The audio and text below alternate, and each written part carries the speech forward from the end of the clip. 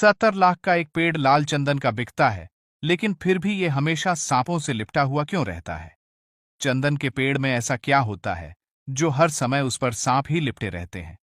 आखिर पूरी दुनिया की स्मगलिंग में से लाल चंदन की स्मगलिंग ही सबसे ज्यादा क्यों होती है?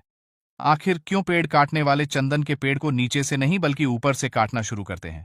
पुष्पा मूवी में भी दोस्तों लाल चंदन की तस्करी होती है। अब आखिर ये इतना खास क्यों है? सभी सवालों के जवाब जानने के लिए वीडियो के आखिर तक हमारे साथ जुड़े रहिए। तो चलिए वीडियो को स्टार्ट करते हैं। सबसे पहले दोस्तों आप एक बात जान लीजिए कि चंदन के पेड़ को जब भी काटा जाता है तो उसे बाकी पेड़ों की तरह नीचे से नहीं बल्कि ऊपर से काटा जाता है। दरअसल ऐसा इसीलिए क्योंकि चंदन के पेड़ की जड़ों में जहरीले सांप भरे पड़े रहते हैं। और ये बात पेड़ काटने वाला भी जानता है कि अगर ये चंदन का पेड़ है तो फिर इसे नीचे से काटना मतलब मौत को दावत देने वाली बात होगी। अब दोस्तों सांप तो किसी भी पेड़ पर रह सकते हैं, तो फिर उन्हें चंदन का पेड़ ही क्यों पसंद आता है? दरअसल सांप एक कोल्ड ब्लडेड एनिमल होता है। इनका खून ठंडा होता है और इसीलिए इन्हें ठंडी जगह बहुत पसंद होती है। अब आप जानते तो होंगे ही कि चंदन का पेड़ अस्तित्व में बहुत ठंडा होता है और इसीलिए ये सांपों के रहने की पसंदीदा जगह होती है। और लोग इसीलिए तो कभी अपने घर के पास चंदन का पेड़ नहीं लगाते। कई लोग वैसे मानते हैं कि सांप चंदन की खुशबू की वजह से उसकी तरफ आकर्षित होते हैं। दरअसल दोस्तों सांपों में सूंघने की क्षमता न के बराबर ही होती है।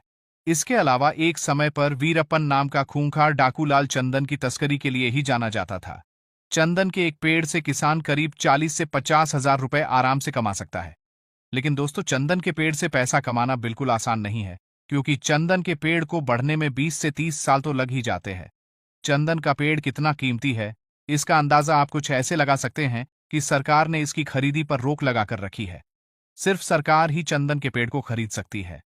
कोई भी किसान चंदन की खेती जरूर कर सकता है, लेकिन इसे कब और कैसे बेचना है, कहां पर एक्सपोर्ट करना है, सब कुछ सरकार तय करेगी। इसके अलावा चंदन का इस्तेमाल परफ्यूम में और आयुर्वेद में किया जाता है। आयुर्वेदिक दवाइयां, औषधियां और ब्यूटी प्रोडक्ट्स में चंदन का इस्तेमाल होता है। दोस्तों हमारे भारत में तमिलनाडु और आंध्र प्रदेश की 2-3 जगहों पर ही लाल चंदन पाया जाता है और बाकी आपको यह भारत के किसी भी इलाके में नहीं मिलेगा। चीन और जापान में दोस्तों लाल चंदन की लोग करोड़ों की कीमत देने को तैयार रहते हैं और इसीलिए लाल चंदन के लिए एक्सेस नकली के केस सामने आते रहते हैं। मारकाट वहां होती रहती है। इन पेड़ों की सुरक्षा के लिए तो एक स्पेशल टास्क फोर्स भी बनाई गई है। इसके अलावा दोस्तों क्या आप जानते हैं कि दुनिया में ऐसे भी खतरनाक पेड़ हैं जो इंसानों की जान लेने के लिए ही बने हैं? आप जैसे कि आप इस पेड़ को देखिए, इसे पाकिस्तान में पाया जाता है और वहां के लोग इसे द घोस्ट ट्री के नाम से जानते हैं। आप सोच रहे होंगे कि यह इन पेड़ों का ऐसा हाल कैसे हुआ है।